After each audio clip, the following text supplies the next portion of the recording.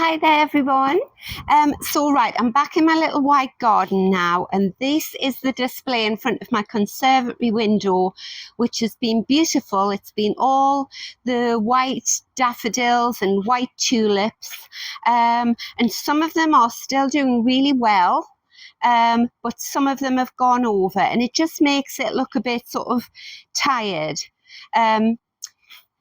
For anyone who hasn't visited the garden before, you'll notice in a minute that I put all the bulbs and tubs and things on tables so they're elevated, so that when I'm in the conservatory, I can actually see what's sort of blooming. And I just think, if these bulbs were in my main garden, you wouldn't even notice that they'd gone over. They'd just sort of die back gradually. But when you're in a tiny area, I feel that as soon as something goes over and it doesn't look good, just remove it and replace it with something else. So I'll show you what's gone over. So you can see I've got lots of beautiful white shrubs coming out. I like to sort of have a mix of evergreen, and so this is hellebore, this is nandina. This is a beautiful pot of Solomon seal. He's been in that pot for years and years. Got a bit of a contrast there with the acer, but then these small pots of narcissus, this big pot of daffs, the hyacinths have gone over. Those tulips are just really lovely and fresh, you see, they're okay. And the brunnera, but then it's got a dead hyacinth head flopping into it. And this tub here has been gorgeous, but you can just sort of see they've lost that sort of body to them, haven't they? They've gone sort of a bit yellowy. So I'm not at all sad that they've gone over, because I've thoroughly enjoyed them, and I'm quite excited about what I'm going to replace them with. So first of all, I'll remove all of the sort of dead and dying stuff, and then I'll show you what I'm going to replace it with. I'll take these away. And the hyacinths and the daffs and that, I just put at the back of my borders or in the cold frames, and you let those die down naturally. Take the flowers off. So you would snap the head off like that, because that is the bit there which would the bulb would try and make seed, so it expends a lot of energy doing that. So if you snap that off and just leave the green foliage, the first thing you notice that actually the foliage is still a really pretty colour. It still gives you a lot of height and structure. So if you didn't have anything to replace your daffs and your narcissus with in your display, you would probably get another couple of weeks just out of the foliage, and it looks lovely. But I've actually got plenty of plants to replace these ones with, because what I did last year was I split all of my hostas. I can't remember how many I had, maybe 5, 6 hostas. And I split them all. Honestly, it was the easiest thing to do. So I must have split each hosta, and some were in tubs about that big, which I think is like a 3-litre tub. So they were quite big, but I would split each of those into 4, put them in tubs of new soil, and then I just left them. I think I left them at the back of the border in the garden, so you couldn't see them all year. Kept them watered, and this year I'm delighted. I have got loads and loads of hostas, and they are all about this size here. Isn't that beautiful? This one here is a new one last year, and that's called Little Mouse Ears. Lovely. And what I've done is I've put coffee grounds on the top of my new soil, because slugs and snails don't like the acidity in coffee grounds. So fingers crossed, it seems to be working okay. Right, let's have a look at the display. Right, so personally, I think already the display looks lovely. You know, I'm going to keep those daffs there just for probably another couple of days, and then they'll be finished. So because the colour palette that I'm working here in the white garden with is all cool shades, so all whites and greens, this is a beautiful hosta. I don't know the names of any of them, but isn't that beautiful, sort of cream and pistachio green? So I'm just going to pop him on there. And I'm so pleased that I thought ahead to do this, because it didn't really take much effort to split them. And now, instead of 4 or 5 hostas, I must have about 25 hostas. So I'm going to have a beautiful display here. So this one here is just a plain green one. Put that there. And you'll notice that I'm packing them in. I've got some nice white tulips at the back and some white lilies here. So I'm packing the hostas in, and what happens is they grow quite rapidly. So he will probably come right out and demand a sort of table all to himself there. But that might be in a week's time. So I'll just come along and remove some of the pots. Yeah, I bet he fills that whole table there when he's fully grown, a couple of weeks' time. That there, that there. Right, now I think I do need something white up a height. So what I'm going to do is I'm going to put this lovely shrub, I'm going to put that up on the table. All the tables are wedged in, so they can't fall over. This is another lovely one. I am spraying the foliage as well with garlic spray. I can see one little hole there, but I'm not going to panic about it. Put him there like that. Oh, I'll just show you this. These are lovely. My daughter bought them for me for my birthday, so they're just rusty metal fern fronds. Really look pretty in the pots. Right, he's a bit big, so I think I'll put one of the smaller hostas there. That one there, no, he doesn't fit there either. And I like that mix there because all the greens are the same. Normally I like to sort of mix them up more, but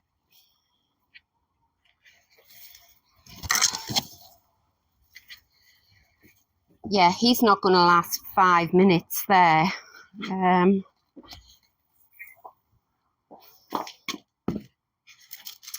Right, I'll put my little mouse ears one on there. Nice dapple shade for him. Right, I think I need another hosta there. And you'll notice that as much as I can, I put things in black pots, so your eye is drawn to the plants rather than the pot that they're in or the table that they're standing on. I think they're really sweet. Put that there. So now if we look down at the front here, as things are growing, because when I originally did the spring display, this hellebore wasn't out, the Solomon's seal wasn't out, but everything's sort of inflating. The Nandina looks very squished in there. So I think I'll pull the grass out, because what happens is everything inflates and then nothing is shown off to its best potential. It's just all sort of squished in together. So I knew this would happen. I do have to give them more room. Oh, that's good. That is Edelweiss. My sister bought me last year. So he's coming along nicely. Move the rows up. Just give everything a little bit more space. Let more air circulate.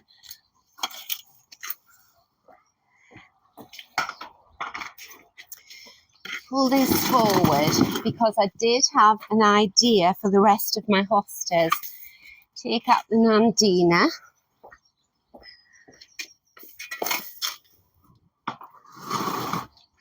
It's the trouble when you're working in a small, tight space. Oh, this is pretty. So this is a rhododendron that my sister Kathleen bought me, and it's called Arctic Fern. So he's just coming into flower there, so he deserves to be given a prominent position.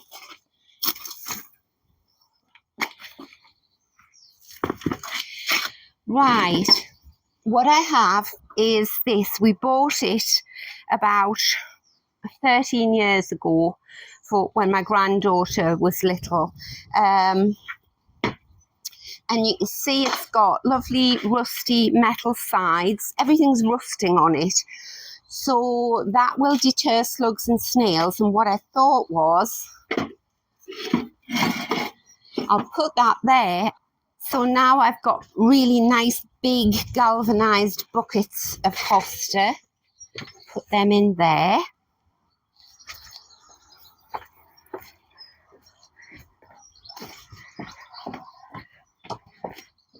I also have this, which I grew from seed, and it is white honesty. So that's a lovely bit of foliage there. Actually, I think I'll put honesty down there and the hostas up a height. There's another one. Put him there. Let's fern in there.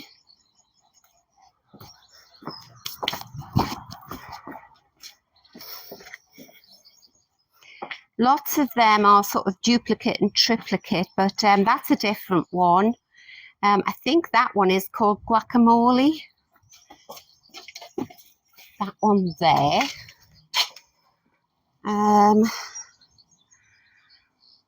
Yeah.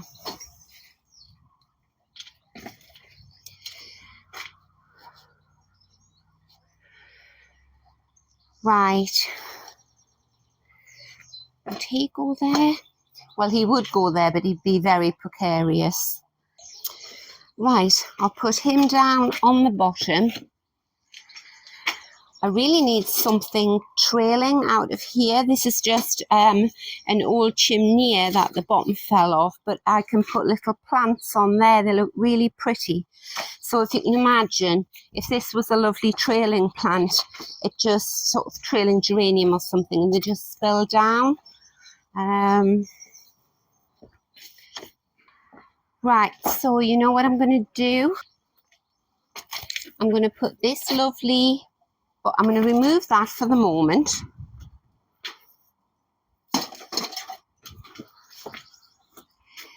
I'm going to put this lovely box down here. And I've got one gorgeous big tub of narcissus that are still absolutely stunning and really fresh. So I'm going to stand them there like that. I have decided I'm going to remove them because they're just about finished.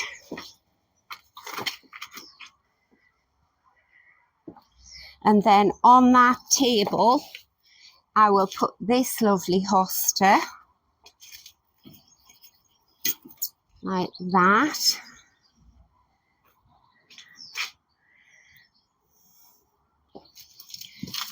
I'll put the honesty there.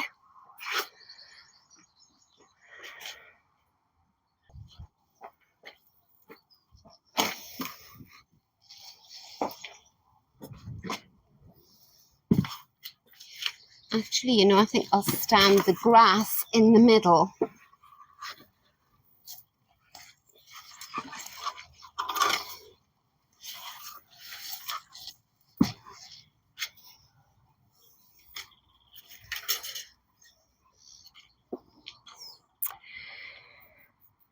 Right, you know, I think less is more. So I'm going to remove the grass. I'll put him round at the front of the garage, I think.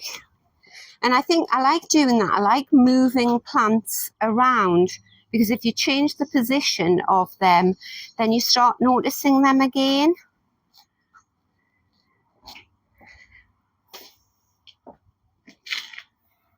Right, and what I think I'll have along the front there are some of these little box.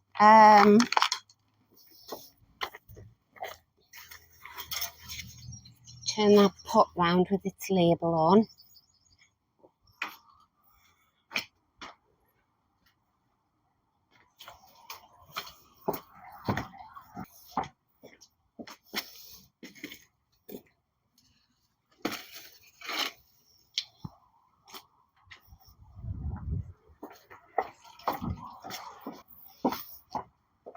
And then I know it's not white, but I'm going to put this big black pot of viola freckles on. Look at the beautiful freckles on that flower. I'm going to put her there. Right, I'll take you and we'll have a look. So as I say, you've got to imagine these hostas are inflating on a daily basis. So I will be moving them in the next week or two.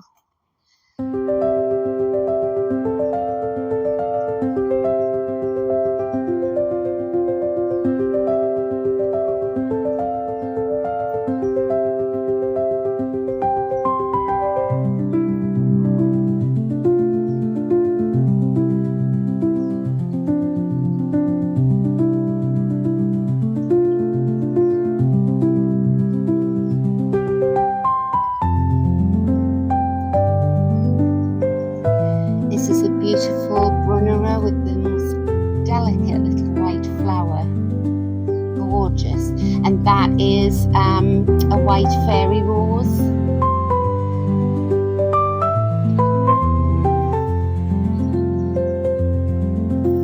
Then I've got a big patch of Solomon seal growing in the ground in this corner. And my new Veronica gentianoids there, Tissington White. I digress. So this honesty is going to be putting on that flowers.